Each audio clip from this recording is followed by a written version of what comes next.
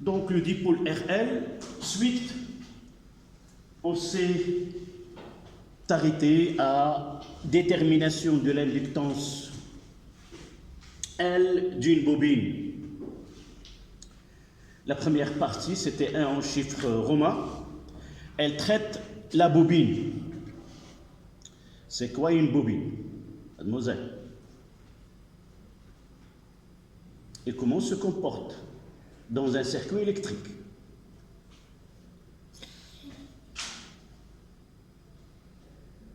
D'accord?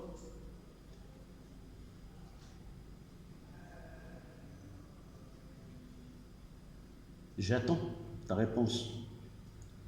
Tu m'as dit que tu travaillais chez toi. Tu n'assistes pas au cours. Par contre, tu m'as dit, voilà, je travaille à la maison. Qu'est-ce que tu connais dans la leçon dipôle RL? Dis-moi ce que tu as lu ou ce que tu as révisé ou chez toi pour le cours, le dipôle RL. Dites-moi, par exemple, les questions, comment tu as répondu à ces questions, par exemple. Les équations différentielles dérivées, les solutions.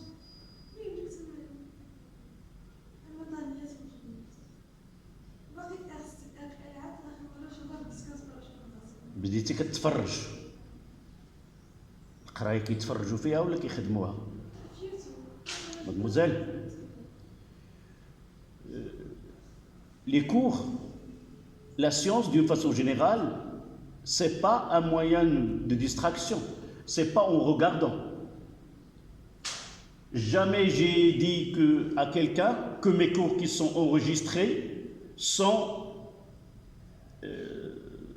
doivent être suivis sans qu'il y ait un cours chez un professeur, sans assister au cours réel.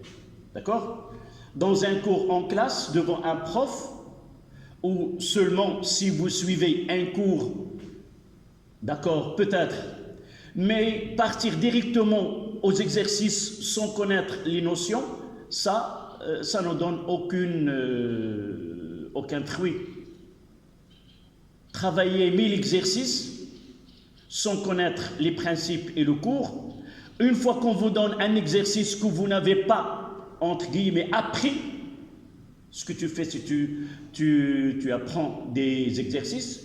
S'il tombe des exercices semblables, d'accord, tu peux répondre. Mais si tu tombes sur un exercice que tu n'as pas appris, entre guillemets, tu ne répondras pas. Et parmi les questions qu'on donne dans un examen, ça, c'est la définition. D'accord? Donc, aller directement aux exercices, aux examens nationaux pour comprendre la physique, c'est une erreur. Donc, il vaut mieux passer par le cours. D'abord, tu ne peux pas faire le cours toute seule. Il faut qu'il y ait un prof qui explique les notions qui sont dans ce cours-là. D'accord? Donc, essaie de réviser ta façon de préparer, assister au cours, poser des questions si tu veux, des notions qui sont difficiles, et par la suite, faire des exercices d'application. Et les exercices ou les examens nationaux ne se font qu'à vers la fin de l'année scolaire, car les exercices sont regroupés et non pas, par exemple, si tu traites un exercice de RC, tu vas trouver dans la deuxième partie RLC, et tu n'as pas encore étudié RLC. C'est pour cela, éviter de travailler des examens nationaux, chercher des exercices simples afin de comprendre certaines notions de physique. Donc, revenons à notre cours. Nous avons traité dans la première partie la bobine. En réalité, comme j'ai dit hier, le cours là, il est semblable au cours précédent qui est le dipôle RC, dans son plan. Et même comment nous avons procédé dans ce cours-là, on le refait, mais si vous voulez, avec des lunettes différentes. Au lieu de parler de condensateur, on parle de la bobine. Nous avons commencé par définir le condensateur. Là, on a commencé par définir une bobine. Une bobine, vous avez devant vous, là, sur la paillasse, plusieurs types de bobines. Nous l'avons dit, c'est un enroulement. Là, une bobine plate, là, ce sont des différentes bobines. Aussi, il y en a. Voici une autre bobine. Et celle-là, on l'appelle un solénoïde du fait que ça forme le rayon de la section circulaire ici est très petit devant la longueur. On l'appelle un solénoïde. Donc, en réalité, c'est un enroulement de fil conducteur en cuivre, généralement en cuivre, vêtu d'une gaine ou elle est vêtue d'une matière qui est isolante, que vous voyez ici, de cette coloration qui est rougeâtre ou la couleur de cuivre. Après, nous avons parlé que cette bobine-là, elle est le siège d'un phénomène que l'on appelle le phénomène d'induction, c'est-à-dire un courant électrique qui passe dans cette bobine provoque l'apparition d'un courant, même si dans le circuit fermé, il n'y a pas un générateur. Et nous avons vu que là, vous pouvez le voir devant vous, ici. D'accord? Voici un galvanomètre à zéro central, une bobine, parce que je vois dessus uniquement 2 élèves ont été présents hier, les autres ne l'étaient pas. Donc, ici, une bobine, et vous voyez, j'ai utilisé un circuit dans lequel il n'y a que le galvanomètre à zéro central et la bobine. Et j'utilise un aimant, et vous voyez, là, oui, je le mettrai de ce côté-là.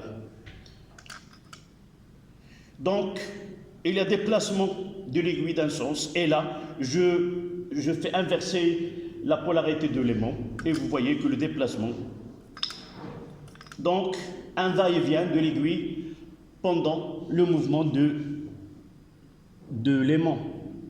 L'aimant, elle crée un champ magnétique. Ce champ magnétique, ça, on parle du phénomène de l'induction électromagnétique. Ce phénomène-là, c'est l'apparition d'un courant électrique dans une bobine lorsqu'elle est soumise à l'action d'un champ magnétique à travers sa surface. Ce courant-là a un sens de telle façon à s'opposer à la cause qui le produit.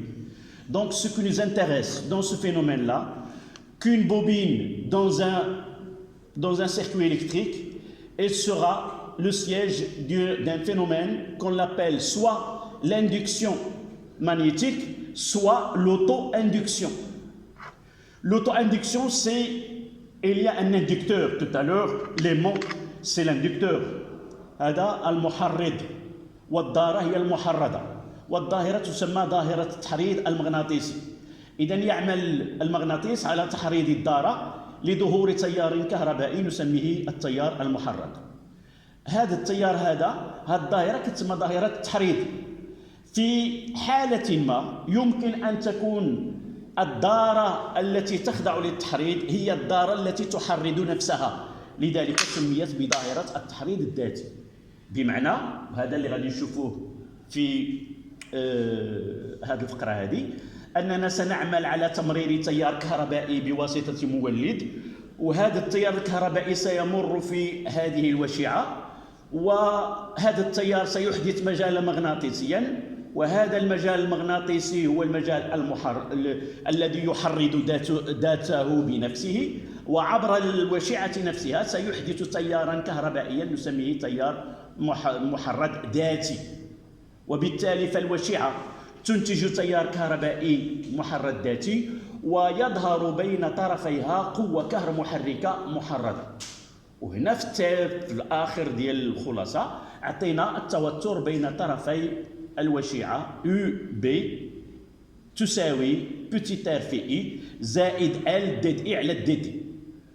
فهنا كنشوفوا بأن التوتر من جزئين، جزء له صبغة مقاوماتية، بمعنى أن هذه الوشعة مكونة من أسلاك، وهذه الأسلاك عندها مقاومة سوف تقاوم مرور التيار الكهربائي، وجزء آخر لا علاقة له بالمقاومة، هو أنه سوف يقاوم التيار الكهربائي الذي يقاوم التغيير الذي سيحدث في الوشيعة.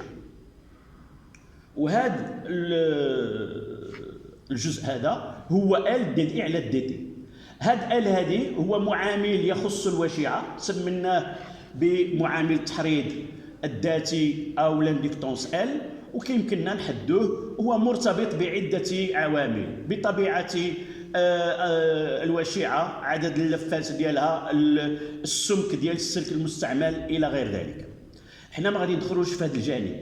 حنا ملي غادي نتكلموا على وشيعة، هذه الوشيعة عندها واحد المعامل التحريض الذاتي الخاص بها.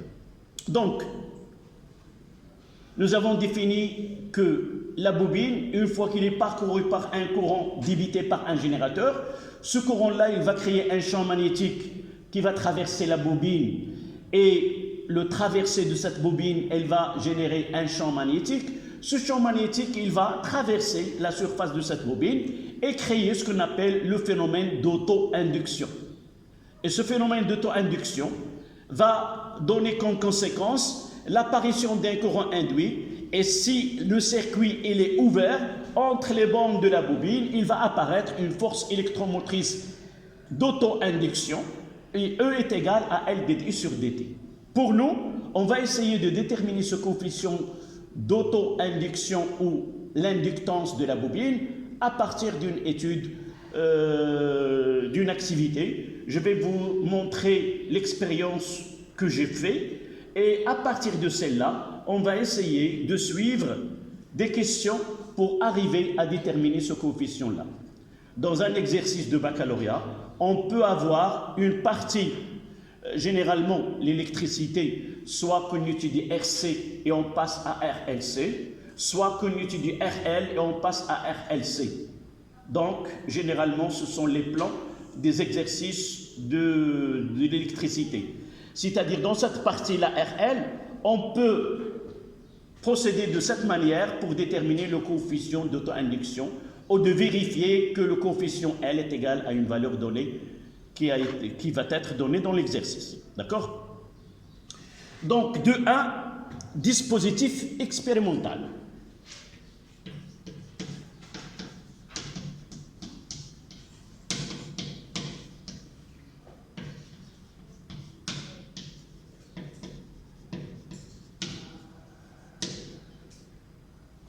De A, dispositif expérimental.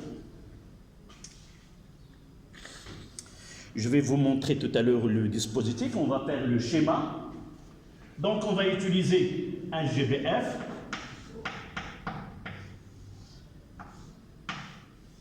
qui va donner un signal triangulaire d'une fréquence F. Et dans cette partie, nous avons une bobine et un conducteur ohmique.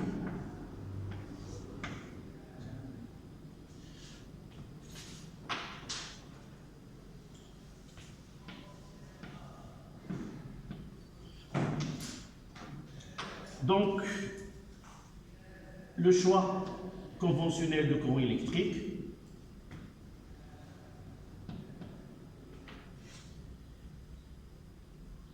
On va essayer de visualiser.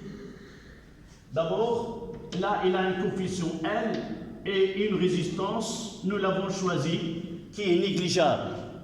Ça veut dire que sa valeur, elle est très négligeable devant la valeur de R que nous avons ici.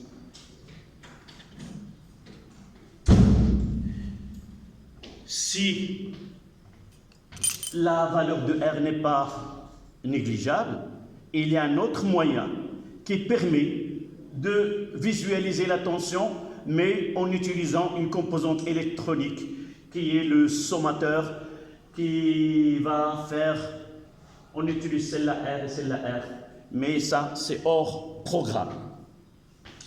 Donc on va visualiser les tensions aux bornes de chaque dipôle. Là c'est Y1 et là c'est Y2, c'est-à-dire la voie Y1 et ici la voie la voie Y2 et la voie Y1. Ici, au centre, nous branchons la masse. D'accord?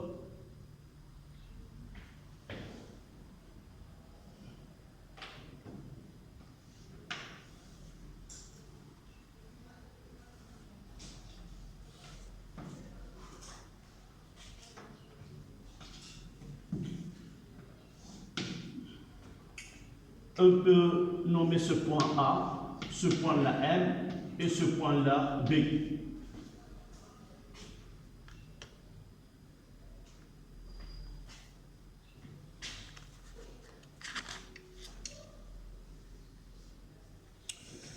Le choix ici, c'est que R est égal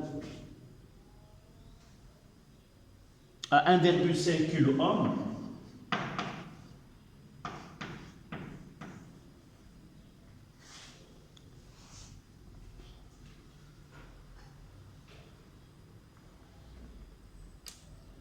Donc là, il y a un courant I.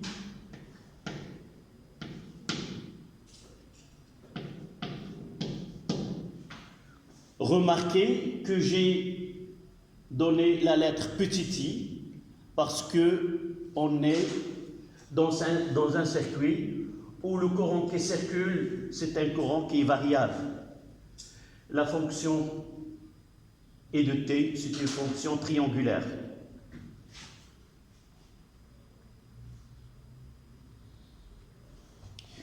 La première question qu'on peut poser, dans ce circuit, quel est le rôle de la bobine lors de la fermeture de circuit?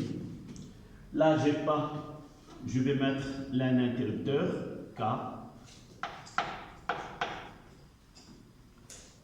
Évidemment, ce qu'on voit, voilà ce qu'on voit ici. Je vais le mettre pour ce qu'on observe.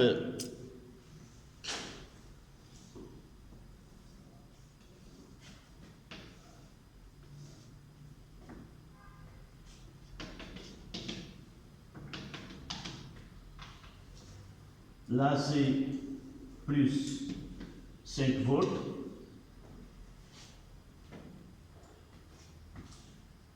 Plus 5 volts. Là, moins 5 volts. Au milieu, c'est 0.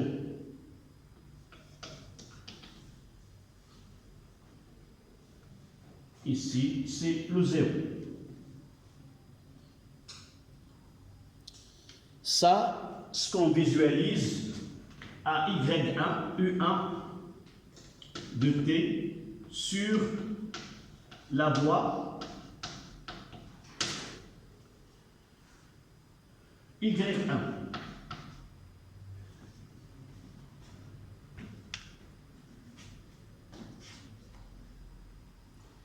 Et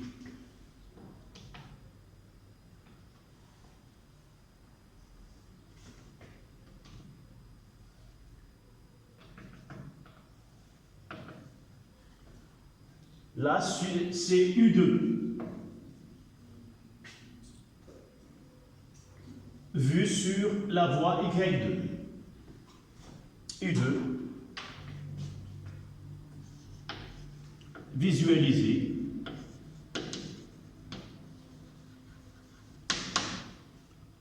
Sur Y2. Donc je vais essayer.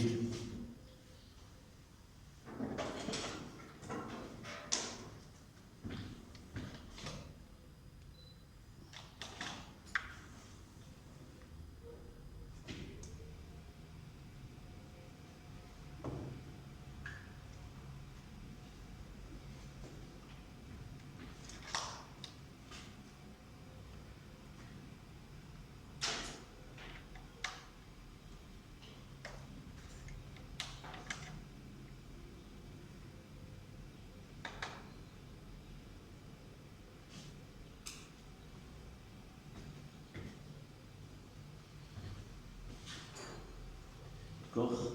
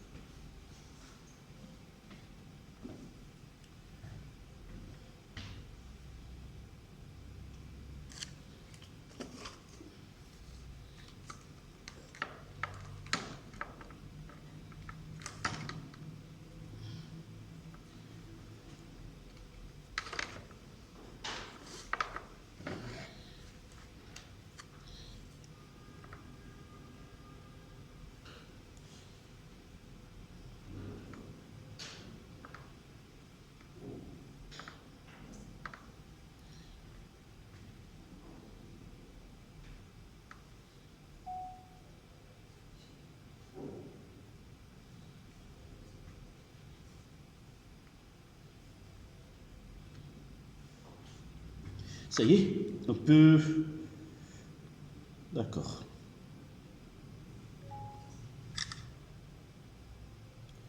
Essayez d'orienter.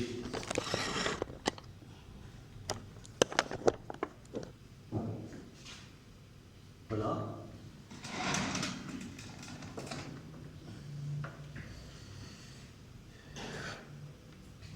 Je dois éteindre la lumière pour une visibilité.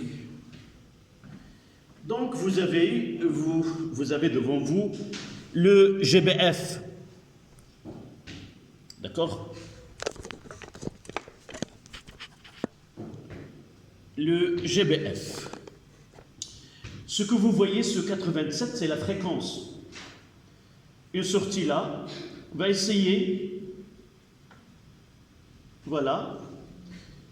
Et là, vous voyez que je choisis la fonction de la tension triangulaire. Vous voyez, il y a 3 boutons. Une qui est sinusoïdale, c'est la première. L'autre au milieu en créneau. Et la troisième, c'est celle que nous utilisons dans cette expérience. D'accord? Donc, voilà. Ici, c'est la tension. C'est la tension aux bornes. Là, c'est la tension aux bornes de conducteur ohmique. C'est celle que nous avons nommée Y1. Voilà, le conducteur ohmique. Là, c'est la bobine. On va visualiser sur Y2 la tension aux bornes de la bobine. Donc, je dois changer d'entrée. Là.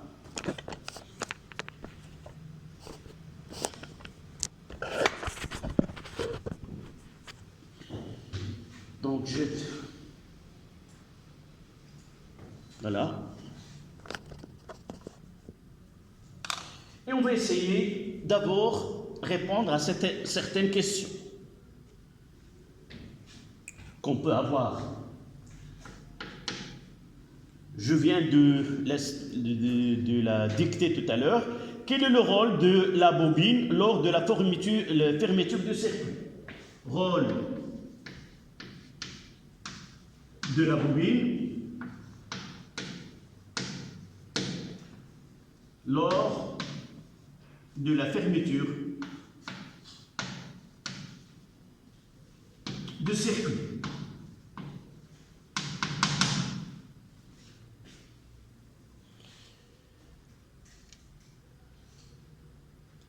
Qu'est-ce qu'on va dire?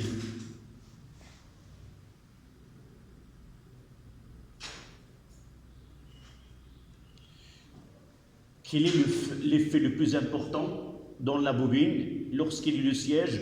Remarquez qu'on ferme le circuit, c'est-à-dire l'intensité de courant électrique passe de 0 vers une valeur pendant des durées. Cette tension, ce courant-là, il varie au cours de temps. Mais pour nous, uniquement lors de l'ouverture d'un courant nul à un courant non nul. Qu'est-ce que nous avons dit à propos de la bobine? D'une façon générale, la bobine, toujours, elle va s'opposer au phénomène dont il est le siège. Par exemple, si on va établir le courant dans la bobine,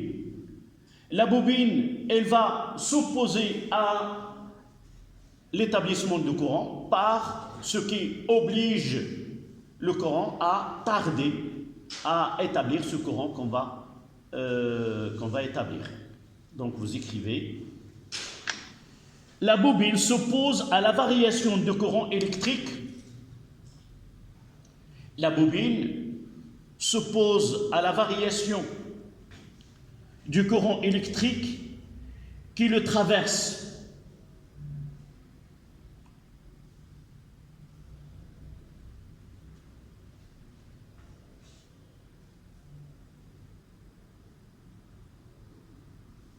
C'est le phénomène d'auto-induction.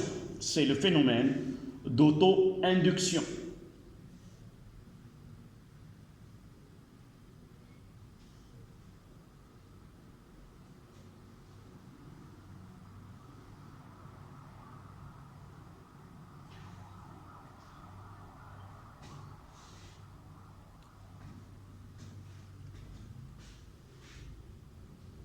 Deuxième question. Schématiser, représenter sur le schéma, représenter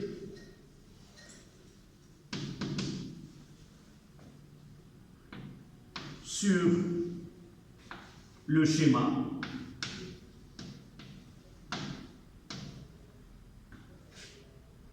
deux points, UR de T, virgule UB de T, c'est-à-dire aux bornes de la bobine, et U1 et U2, les tensions visualisées.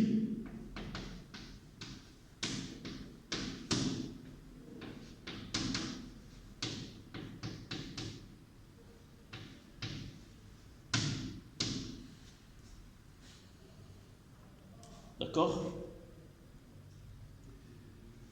Représenté sur le schéma, sur le schéma UR, UB, U1 et U2, c'est-à-dire les tensions visualisées sur Y1 et Y2, si vous voulez, sur Y1 et Y2. D'accord?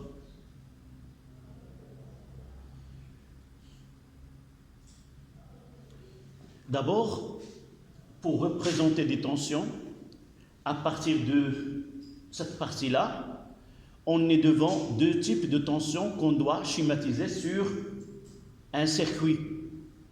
D'accord? D'abord, les tensions usuelles que nous avons l'habitude de travailler, c'est-à-dire UC, UR et UB. Ces tensions-là, nous l'avons définies dans le cours par application de ce qu'on appelle la convention récepteur. La convention récepteur, c'est quoi? C'est autre que le générateur, toujours la tension aux bornes de dipôle, elle est orientée dans le sens opposé à celui de sens conventionnel du courant électrique. D'accord? C'est-à-dire, dans ce cas-là, là, c'est le conducteur ohmique, le sens de courant vers le bas. Donc, je vais schématiser UR dans le sens opposé. Voilà UR de T. D'accord? Du même pour la bobine, le courant vers le bas. Donc, j'aurai, c'est là UB de T. Et pour le générateur, s'il donne ça sera dans le même sens que le GBF. Le même sens que celui de sens conventionnel, parce qu'elle est un générateur. Voici les deux premières tensions.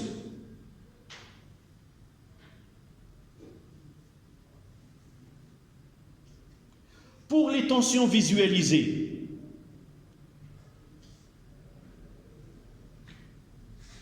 pour visualiser une tension, nous utilisons deux câbles, un relié ou deux fils conducteurs, un relié à la voie et l'autre relié à la masse. Pour mémoriser la tension qu'on visualise, on représente la tension visualisée par une flèche. Dans la pointe, ici, toujours là, voici la pointe, je mettrai toujours là. Voilà. Et l'entrée ici, c'est vers le bas, donc ça sera comme ça.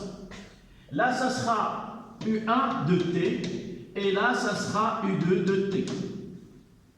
À partir de la masse. À partir de la masse.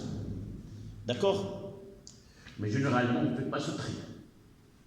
De là à là, l'entrée, la flèche avec la flèche, et la flèche avec la flèche, et l'origine avec la masse. C'est comme s'il y a une flèche là, c'est l'origine. D'accord? On ne s'intéresse ni au sens conventionnel, ni rien du tout. Uniquement où est la voie et où est la masse. D'accord? Une fois qu'on veut représenter les tensions visualisées, on ne regarde pas les tensions usuelles que nous avons l'habitude de représenter. Sauf si la question est demandée, quelle est la relation? Représenter, c'est la question 3. Donner U1 et U2 en fonction de UR et de... C'est la question 3.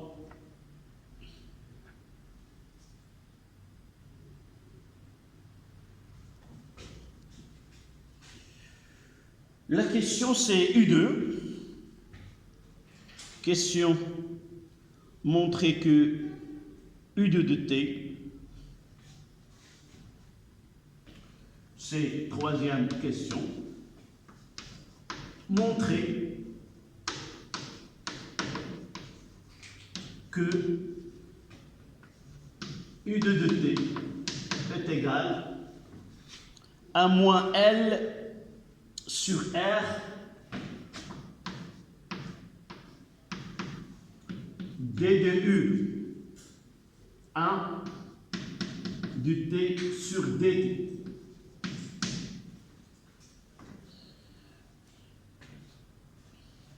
On doit montrer que la tension aux bornes de la bobine, dans le cas particulier où la résistance interne, la résistance de cette bobine, il est négligeable, c'est moins L sur R D de U1 sur DT.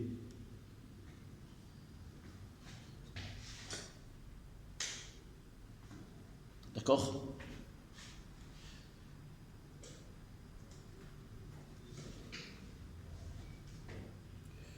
Comment doit-on procéder?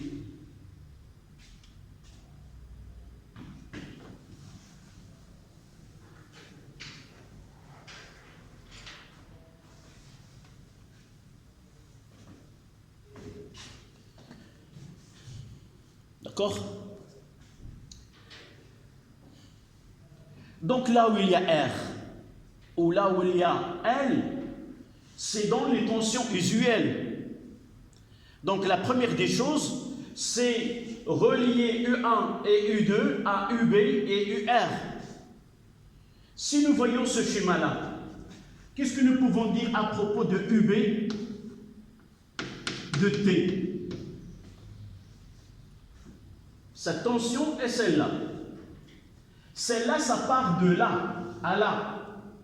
Et celle-là aussi, ça part de là à là. Donc on peut dire que UB de T est égal à U2. Deux flèches qui représentent deux tensions, s'ils sont parallèles et partent du même point et atteignent le même point, elles sont égales. Donc là, c'est U2 de T. Vous avez écrit cette formule?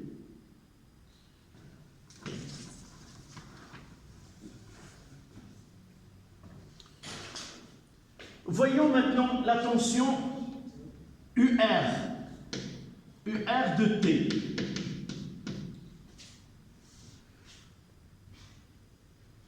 Quelle est sa relation avec U1 de T? Évidemment, si vous avez compris comment j'ai lié UB de T avec U2 de T, vous êtes capable de répondre à cette question. Oui? Deux flèches de sens opposé. Ça veut dire qu'il y a un signe. UR de T est égal à quoi? U1 de T. C'est moins, dans le sens inverse. C'est moins. Moins U1 de T. Même sens. Même point ici, point, c'est le sens opposé, ça veut dire moins. On peut le montrer par V. UR, c'est quoi? UR. UR de T. Si nous essayons de l'écrire avec les points, les tensions entre M et B, qu'est-ce qu'on va écrire? Si on veut donner UR de T en fonction de tension UBM, UMB, on mettra U. Et la flèche, elle est comme ça. Elle part de quel point, la flèche pour UR? De B. Donc j'aurai ici B. Et elle va atteindre M. D'accord? Je vais prendre aussi UB de T. Est égal à quoi? Je mettrai de la même façon.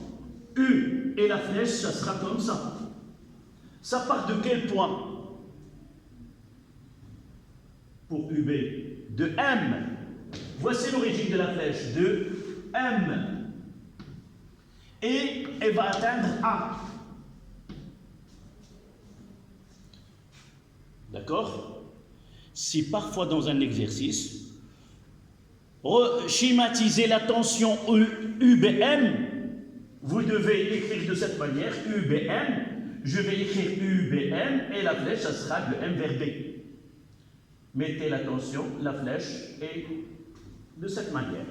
Si nous essayons de voir U1 de T, on fait le même travail, c'est U et la flèche. De quel point à quel point? Oui? Elle part de M vers B. Et U2 est égal à U de M vers A. Et si vous comparez les deux, celle-là c'est quoi? UBM. C'est VM moins VB. Celle-là est l'opposé de celle-là. Donc UMB, c'est VM moins VB. Et UBM, c'est VB moins VM. Et vous voyez qu'ils sont opposés. Si je mets un moins en facteur ici, j'aurai moins VM moins VB qui est l'opposé de l'autre. D'accord? Notez ceci, je vais l'effacer. On n'a pas besoin de faire tout ce travail, c'est uniquement pour comprendre comment les choses peuvent être démontrées.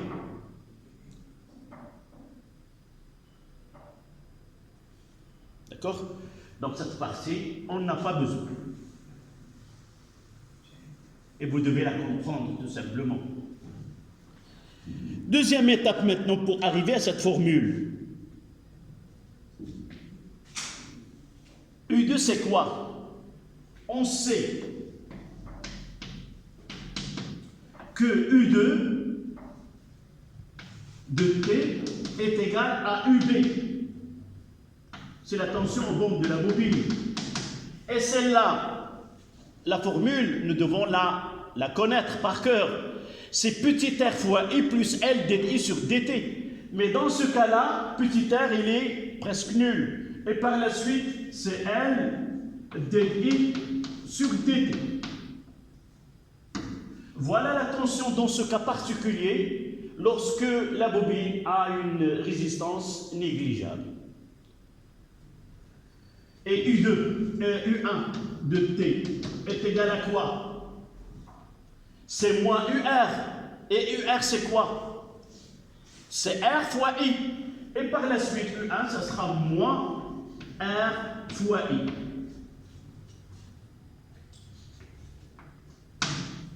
Il faut s'habituer dans ces cours que l'intensité de courant est une fonction de temps. Et par la suite, on l'écrit par petit i. Et c'est aussi instantané. C'est l'intensité de courant instantanée. À chaque instant, il a une valeur. En regroupant ces deux, la deuxième, on peut dire que là, d de U1 sur dt est égal à moins R, c'est une constante qu'on l'a fait sortir de la dérivée. Donc d de U1 est égal à moins R dt sur dt. J'ai dérivé cette relation-là, cette équation, si vous voulez ça. Et on va la remplacer dans 2. Donc U2 de t est égal à L facteur de... Là, pour tirer dt, on divise par R. Moins 1 sur R, d de U, 1 sur dt. Et celle-là, elle va nous donner l'expression demandée. D'accord? Donc, U2 de t est égal à moins L sur R d de U1 sur dt. À chaque instant, la tension aux bornes de la bobine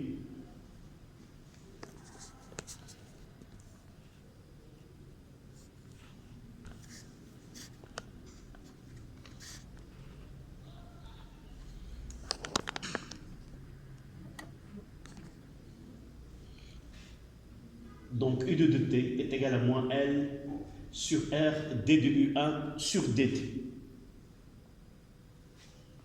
C'était la question 3.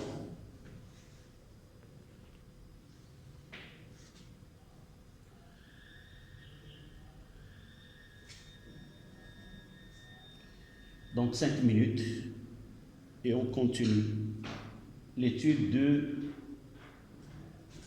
détermination de coefficient d'auto-induction ou d'inductance d'une bobine. Donc maintenant, on passe à la question, je pense, 3, plutôt 4.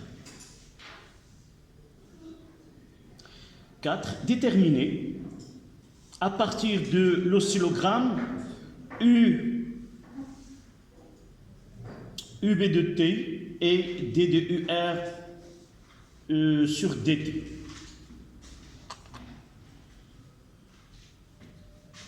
Donc je garderai ces deux.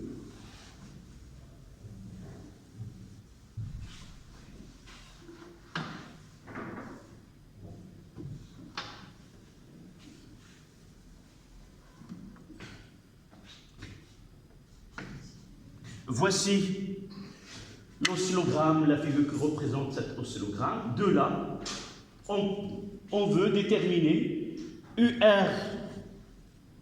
Troisième question,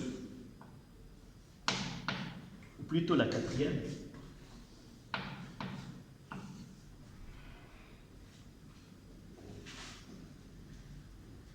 UB de T.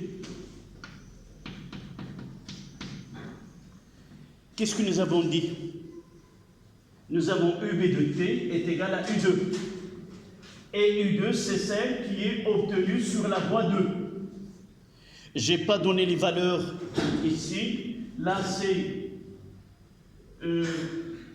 en bleu. Là, c'est moins 0,2 volts. Et là, c'est plus 0,2 volts. On verra plus tard dans un autre exercice. On vous donne le schéma avec la sensibilité horizontale ou le balayage.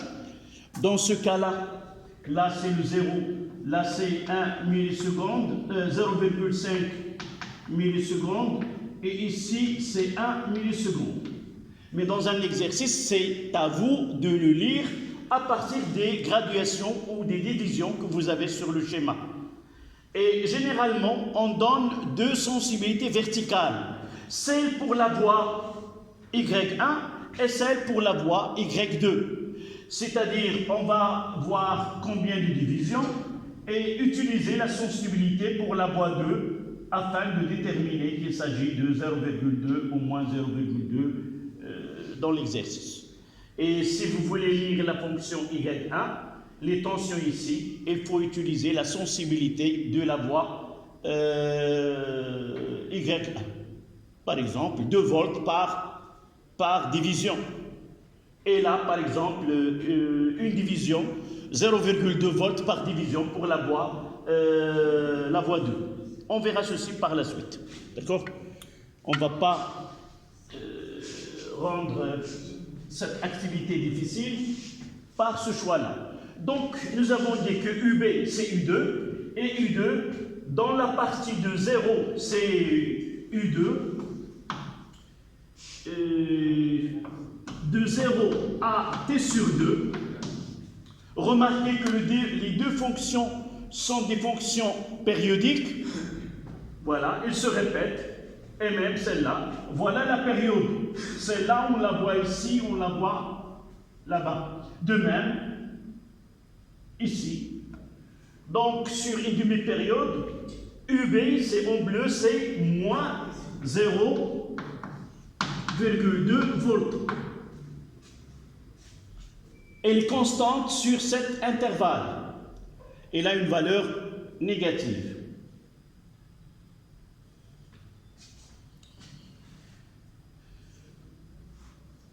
Et ils ont demandé DDU 1 sur DT.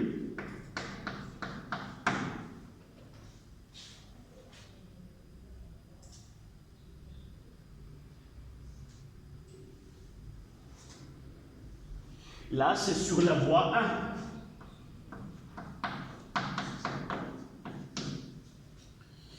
Pour arriver à la dérivée, il faut voir la fonction U1 de t, donc de 0 à t sur 2. On travaille sur cet intervalle-là. U2, c'est moins 0,2. Et U1 dans cet intervalle, c'est une droite, c'est une fonction qui est affine. C'est-à-dire, là, c'est le temps. Ici, c'est le temps. Et là, c'est la tension. Donc, c'est une droite. On peut dire que U1 de t est égal à A fois t plus une constante B. Et sa dérivée, d de U1 sur dt, est égale au coefficient directeur de cette droite.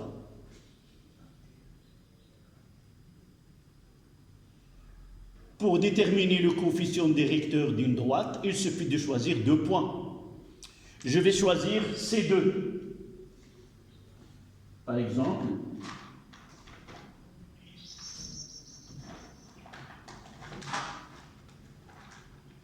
je vais choisir ce point-là et ce point-là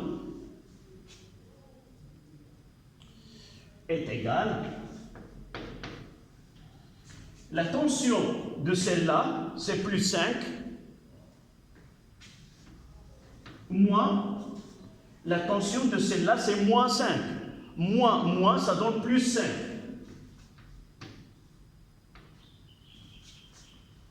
Celle-là, le temps t, c'est 0,5 millisecondes. Ça veut dire que 0,5 fois 10 moins 3, c'est-à-dire 5 fois 10 moins 4.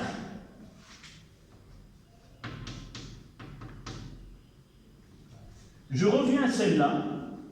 Donc, la tension de ce point avec le temps et la tension de la deuxième avec le temps, c'est 0. Moins 0. Là, normalement, c'est moins, mais avec moins, ça donne plus. Et de là, on en tire que c'est est égal à la C10. 10 divisé par 5, c'est 2. 2, 10 à la puissance 4. L'unité c'est volt, seconde, moins 1. Et je vais écrire les deux expressions. U2 est égal à moins 0,2 volts. Et d de U1 sur dt est égal à 2 fois 10 à la puissance plus 4 volts seconde moins 1. Voici l'U2, valeur de U2 dans cet intervalle et U1 dans l'autre intervalle. À remarquer, dans l'intervalle de t sur 2 à t, nous voyons que U2 il n'est plus négatif mais plus 0,2, mais là la droite qui est affine ici, c'est une droite qui est décroissante. Et par la suite, le coefficient directeur de celle-là, ça sera négatif, afin de combler le moins que nous avons dans la relation. Dans la relation, nous avons U2 est égal à moins L sur R, D de U1 sur DT. Toujours ce moins. Et jamais le coefficient L est négatif. D'accord? Il faut faire attention aux erreurs de signe. La dernière question, c'est en déduire la valeur de L.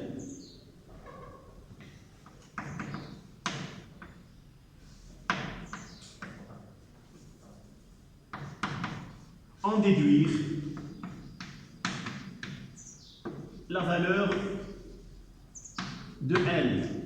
Et c'était l'objectif de cette étude.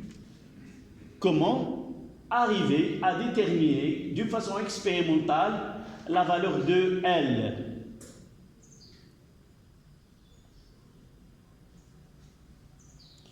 Ceci nous oblige à revenir à l'équation que nous avons déjà établie. D'accord?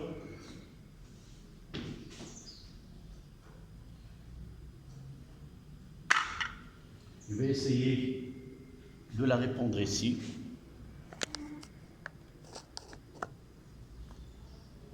C'est la cinquième et la dernière question. L est égale, d'après la relation que nous avons, L est égale à R, est égal à moins R fois U2 divisé par D de U1 sur DT. Nous l'avons déjà montré et maintenant de là, on va déduire la valeur de R. Donc, application numérique. Donc, L, ça sera moins. R, c'était donné, elle est là. C'est 1,5 kOhm, c'est-à-dire 1,5 10 à la puissance 3, fois U2 qui est moins 0,2. Le tout divisé par 2, 10 à la puissance 4. Et la calculatrice nous permet d'arriver à la valeur de L. Donc L est égal à 0,015 Henri. Comme on peut l'écrire, 1,5 milli-Henri. Voici le coefficient d'auto-induction ou tout simplement l'inductance de cette bobine que nous avons pris de résistance négligeable.